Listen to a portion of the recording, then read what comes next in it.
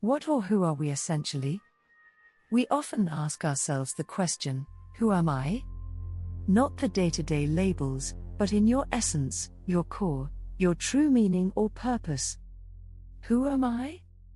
We could say that we are a fragment of consciousness or source.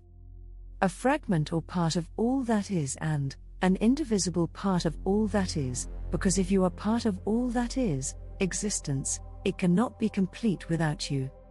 Without you, all that is not all that is and, as said, existence cannot be complete without you.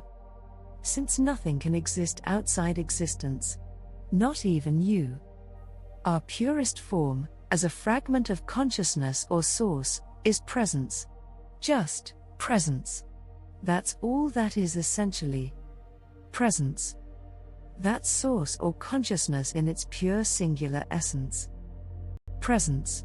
Moreover, peaceful presence. All that is, just is, peaceful. That's our foundation. From this foundation, we have developed a drive or urge to experience. Why? Without experience, there is no growth, and it is a property of nature, of all that is, to promote continuous growth, expansion, and evolution. Because only evolution guarantees the continuation of existence. Without evolution, existence becomes dissolution. For example, when we, as humans, no longer use a physical or mental aspect of our bodies, mind or nervous systems, that aspect eventually dissolves. Like these tiny little fish in the deepest parts of the ocean, they lost eyesight because in that darkness, there is nothing to see. To evolve through experience, we develop the concept of perspective. So, consciousness was first pure presence, and subsequently, perspective was experienced.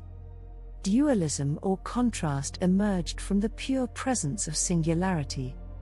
It was already there, like everything is already present in presence. It just needed to be noticed, highlighted, and made manifest as perspective from the standpoint of consciousness. The first spark of recognition of all that is as all that is. Our perspective became our vantage point on life.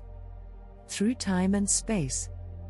Observations became subjective experiences when attention, meaning, and beliefs were attached to them.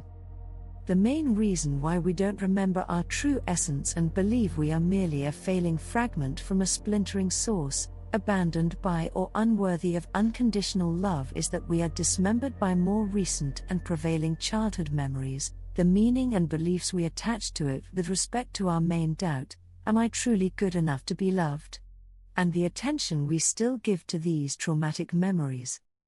Why do we still give it attention? Because our mind doesn't like open loops or open endings, and the question am I truly good enough to be loved? Remains unanswered. Until you remember. You already have the answer, the insight of light inside. Bless you and all those brave ones, paving the pathless path to new earth, our new birth.